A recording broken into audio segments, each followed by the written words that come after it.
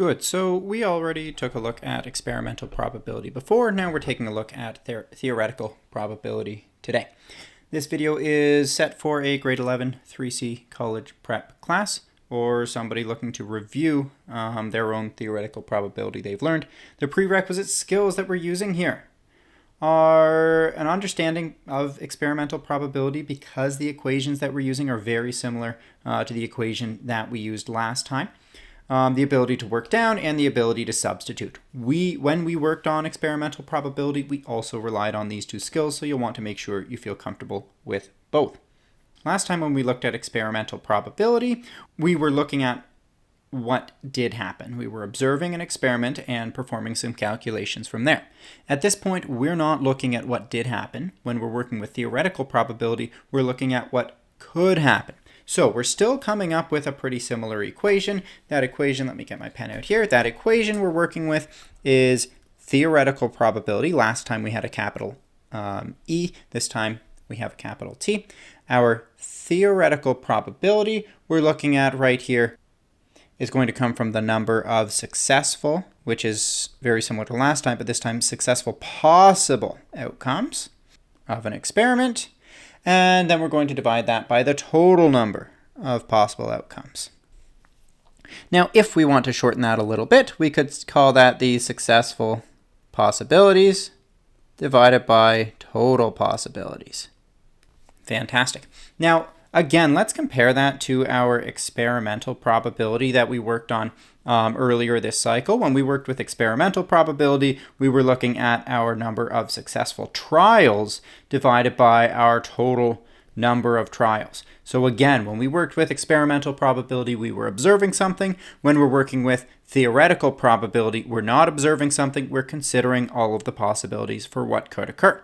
So let's jump right in. We'll throw this equation to the test right away. Right away, we know, okay, a card is randomly selected from a standard deck of cards. Determine the theoretical probability of each event. Because it's theoretical probability, we know we're using this equation. We can start off just by writing this equation right away, which is a habit that can set you up for success in general when you're working in math. Successful possibilities divided by our total number of possibilities. In order to handle a question like this, we need to make sure we're comfortable with a standard deck of cards. A standard deck of cards has 13 cards in each suit, and it has 4 suits in the deck. That means in total there are 13 times 4, there are 52 cards in a deck, and that is going to be the total number of possibilities that could occur if we are randomly selecting one card from this deck. So nice and easy. That means we're going to take something and we will divide it by 52. What are we going to divide by 52? Well, how many possibilities there are. Okay, what's the theoretical probability of drawing a club? Well, how many of these are clubs? It looks like one of our 4 suits is clubs, right? We have diamonds down here, we have hearts, we have spades, and we have clubs.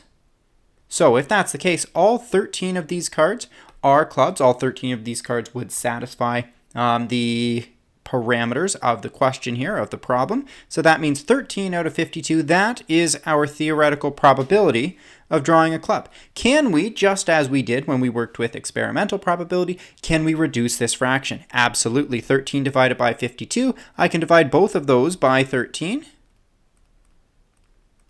And I end up with 1 out of 4, which makes sense because 1 out of these 4 suits, 2, 3, 4, is clubs. Fantastic.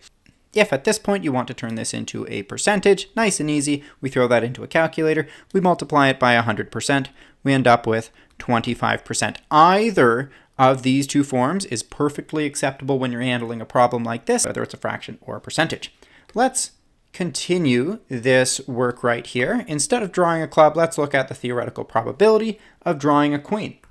Well, we know because we're working with theoretical probability, we know we're working with that same equation. So let's not waste any time. Let's get that down right away. And then we're looking, okay, what are the total possibilities? Again, we're still drawing a card randomly from a standard deck of cards. That means 52 different things could happen. That means our total possibilities is still 52. That means our denominator is still 52. Now, what about the successful possibilities? The successful possibilities comes from this description right here, drawing a queen. How many queens are there right here? I see 1 queen in clubs, 1 queen in spades, 1 queen in hearts, 1 queen in diamonds. That means there are 4 queens in total. That means 4 over 52 is what I'm looking at. Can I reduce this? Absolutely. I can divide both of these, my numerator and my denominator, by 4. I'm working with 1 over 13. That makes sense because each of my suits is the same. 1 out of the 13 cards is a queen. So if I turn that then into a decimal, nice and easy, I throw that into my calculator. 1 divided by 13 times 100 to turn it into a percentage, 7.69%. I can round that to 8%. Fantastic. So our theoretical probability can be given as either 1 out of 13 or as 8%. Nice work. Now, what I want you to consider, we're again handling a standard deck of cards, still the 52 cards. I want you to try these out. Try out question C. I encourage you to pause the video here, try out question C, and then come back, see how we're handling it. Good, so we're looking at successful possibilities divided by our total number of possibilities. Because we have ourselves a standard deck of cards, our denominator is still 52.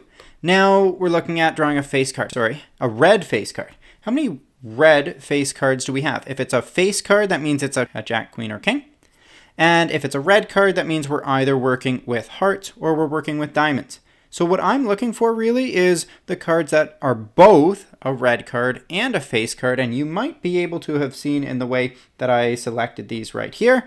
That is, we're working, let's grab a different color. That is, we're working with the king, queen, and jack of hearts, the king, queen, and jack of diamonds. In total, that's 6 cards. So we're working with 6 out of 52. Can we reduce this? Absolutely, yes we can. We're working with 3 out of 26.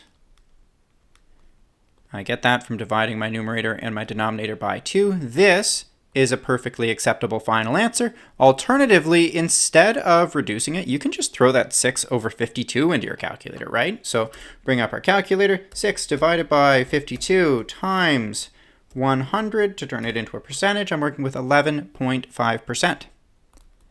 Now what this means is if I'm drawing one random card from a standard deck of cards, so let's say it's completely perfectly shuffled, that means there is an 11.5% chance, 11.5% of the time we expect to draw that red face card. Same thing, I encourage you, pause the video here, try out part D. Good, we have ourselves the standard deck of cards. That means our denominator again is 52, and we're looking to identify how many of these cards would satisfy not being a diamond. Well, that seems nice and straightforward. Our diamonds are not diamonds. We're looking just at the other 3 suits. Well, how many cards are there? 13 per suit, 3 suits. That's 13 plus 13 plus 13. We're working with 39 cards. Can we reduce this? Absolutely, we can reduce this. We divide each by 13. The numerator and denominator, we're working here with 3 out of 4. Can I turn that into a percentage? Absolutely. I divide 3 by 4, multiply by 100. I'm working with 75%. That's my theoretical probability. Nice work.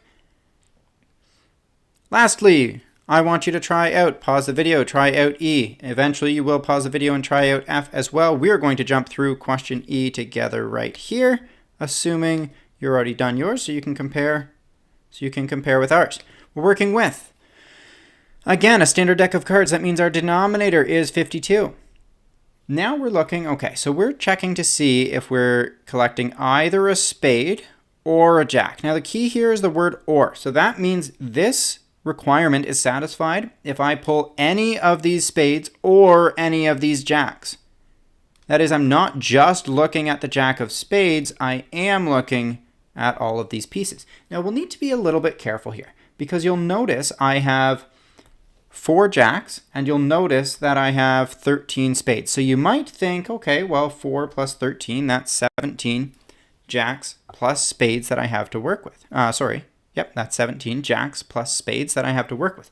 The problem is we need to make sure we're only counting this card once, right? Because there are 13 different cards that I could pull from this suit. There's 1 that I could pull from this suit, 1 from here, 1 from here. In total, that's 16 cards, not 17. We should be working with 16 cards because the first time what we accidentally did is we counted this jack of spades twice. We can only count it once.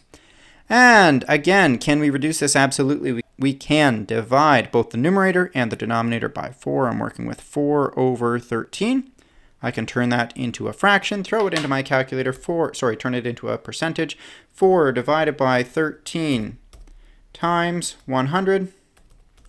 I'm working with 30.769%. We can round that up to 31%. Nice work. Again, we'll try out. If you made a mistake on that first try, that's kind of expected. That was the first trap where we had that jack of spades covered by both. I want you to pause the video, try out part F. Good, we have ourselves a standard deck of cards. That means our denominator is 52. Our numerator, we're looking at a black card or a face card. Okay, so the black cards are here. They're 13 plus 13. The face cards are Jack, Queen, King, Jack, Queen, King, Jack, Queen, King, Jack, Queen, King. I'm hoping from showing you in this way, you can see that we have already accidentally counted some pieces more than once, right? We need to be careful with these three and be careful with those three. So let's take a look. How many from each suit can we work with? How many from each suit satisfy this requirement? Looks like we have 13 cards, 13 cards. These are black cards. And then again, because we're using or, then we're also considering these three and these three. So 13 plus 13 plus 3 plus 3. Because you're a master of working down, you're feeling comfortable taking this step to this step. Still have a 52 in our denominator. And I'm working with 26, 29, 32 in my numerator. Can I reduce this? Absolutely. I can divide both the numerator and the denominator by 4. I'm working with 8 over 13. Can I turn that into a percentage? Absolutely. I throw it into my calculator. 8 divided by 13 times 100. I'm working with 61.5. We round that to 62% of the time. Fantastic. So if you have followed along with us, then I'm hoping you're feeling more comfortable with this equation. I'm hoping you see the connection between this equation and our experimental probability that we worked on in the past. And I'm hoping a little bit right here that you're understanding when we use theoretical probability. Again, that's when we're considering the possible outcomes of an experiment compared to experimental probability, which comes from observing.